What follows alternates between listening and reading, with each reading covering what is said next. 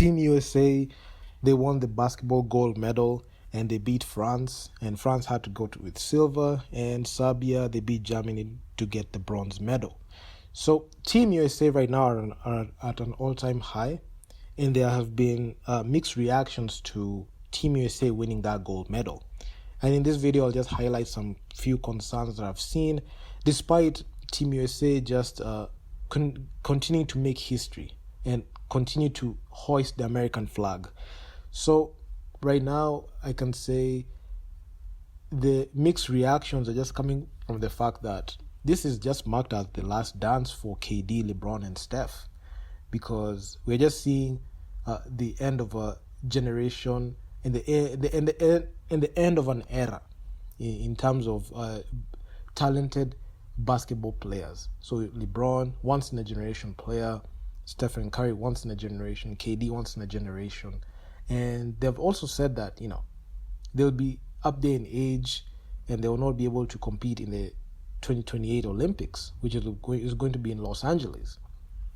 So the USA national team, there are a few concerns that I saw.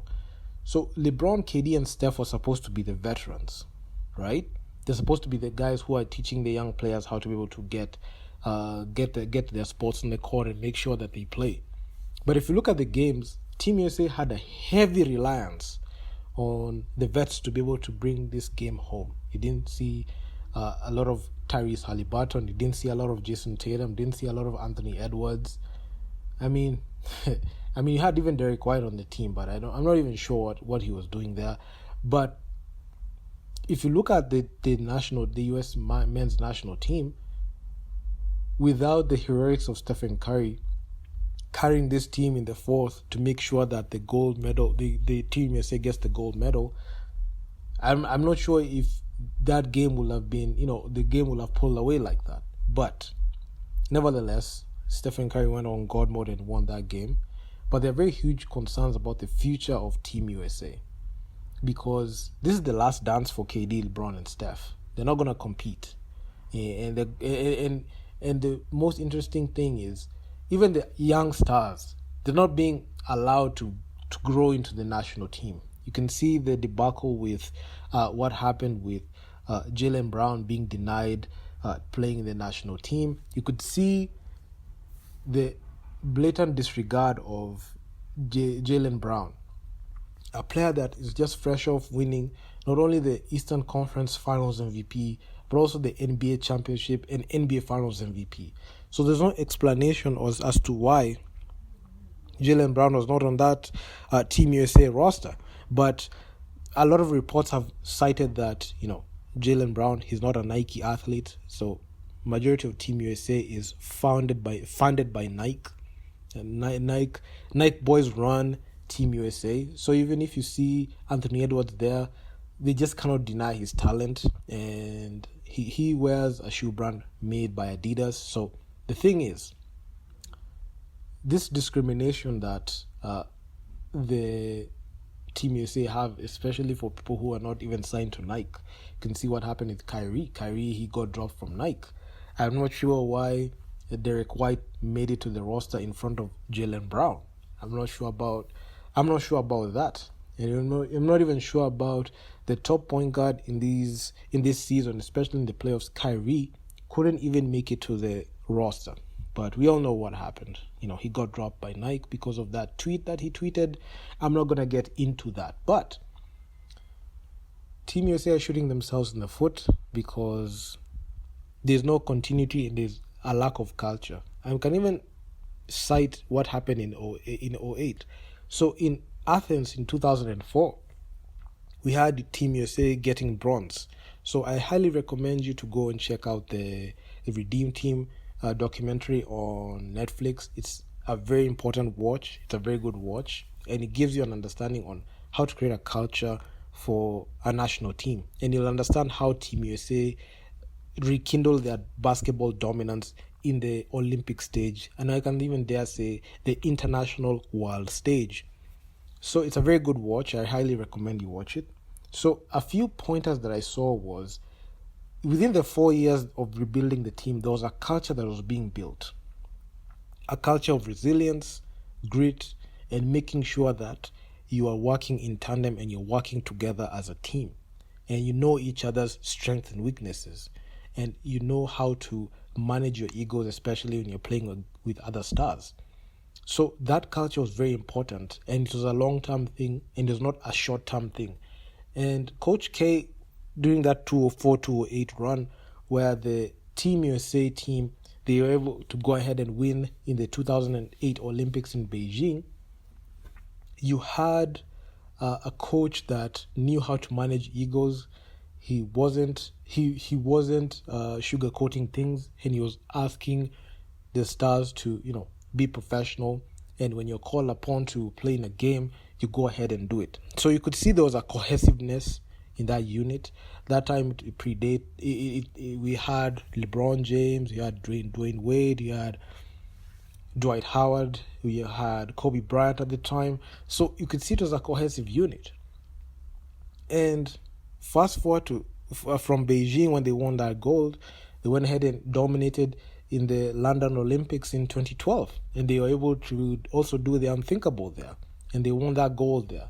So Team USA have had that culture of making sure that they are aggregating players and they're creating a culture around the team. So if I look at that run that they had in 2008, 2012, and if you look at what they did this year, you can see it's far removed from that, because this was just, let's just aggregate these players after the season came to a close. Let's just see if we can be able to get something going. They didn't have even the culture was not there, because Coach K was no longer the coach. Coach Steve Kerr was the one that was coaching that team. So it was so difficult to be able to make sure that you're able to create a culture on the team, because you're only coming together for these contests. You know that Team USA is going to be in the Olympics. You commit to being on the roster. You commit to be on the roster at the start of the season, but when you get to practice together at the end of the season, and it's just weeks to the Olympics. So it was a culture thing that I've saw, and it's not there. And the over-reliance on just talent and big-name superstars is not going to work in the world stage, because even with the quote-unquote best players in the world being in the NBA, you're seeing the NBA, a third of the players that play in the NBA are international. You can see even the last time an American won the Kia NBA MVP award was in 2018. It was James Harden. Every single year, it's either been Jokic, Giannis, or Embiid. So looking at that fact, you're seeing that the whole world is catching up to Team USA. I know a lot of people made a lot of videos talking about this. And looking at this fact, it has made me reach a conclusion that the 2028 Olympics is just going to be the hardest Olympics Team USA basketball will ever face, because as the stars retire, as you can see, LeBron, he signed a 2-year contract. So that means in the final year of his contract in 2026, that can be his farewell tour. KD is not going to stay in the league too long. Stephen Curry can even call it quits, especially after the Warriors traded, not even traded, but they let go of Klay Thompson. Klay Thompson signed with the Dallas Mavericks. So you can see these stars are in the twilight of their careers, and they're just in the end of the road. LeBron, KD, Steph, getting up there in age. You can also see CP3 is getting up there in age. So that era of basketball is coming to a close. And the new age stars, Anthony Edwards, Ja Morant, De'Aaron Fox, all those guys, Tyrese Halliburton, Jason Tatum, Drew Holiday being there, do they have enough? Do they have the talent that Braun, KD, and Steph brought? Do they have that grit and resilience that we saw in the 2008 team, in the 2012 team? Can you rely on them to be able to carry that team to a medal, even if it's a bronze one? I'm not sure if they're even going to go in medal. So there's a huge problem. If they don't address it now, they might not even medal in the 2028 Olympics, because if they continue at this trajectory, there's a high likelihood that it's going to be very, very difficult for them to re-establish their basketball dominance. Yes, you can play in the number one league in the world, but if you look at how FIBA rules are, if you don't start now, if you don't start training now, if you don't start understanding how the rule book says in FIBA and how different it is from the NBA, you're going to really struggle. And you're just going to see a replay of what happened last year in the FIBA World Cup. Because in the FIBA World Cup, the USA men's team, they decided to go with, stars that are, can even make the team C. I'm not saying that that's disrespect, but they are not like that established to play for Team USA. But if you look at what they didn't even beat Canada. They finished number 4. And it took the heroics of getting all the stars in the NBA together so that they can win the gold medal. So do they have the luxury to do that in the 2028 Olympics? I don't think so. Because a lot of countries are just coming at them. Let's say South Sudan are able to just continue improving and they win a couple of silverware as they continue in that Olympic run. That team will be very different from the Team USA that they faced this year will be so different from the one they're going to face in the future. So it's a very, very huge challenge. I don't know how Team USA are going to respond to this. I know they can have that gold medal and say that, we're able to get the job done, but in the future just looks uncertain. If the Stars are not able to rise up to that level of KD, Steph, and Braun, the way they had it, I don't think they're able to medal anytime soon, or even in the next 10, 15 years. Granted that the stars that are on top right now are unable to involve their game. You can see Victor Wembanyama, he's French. He finished with a silver medal.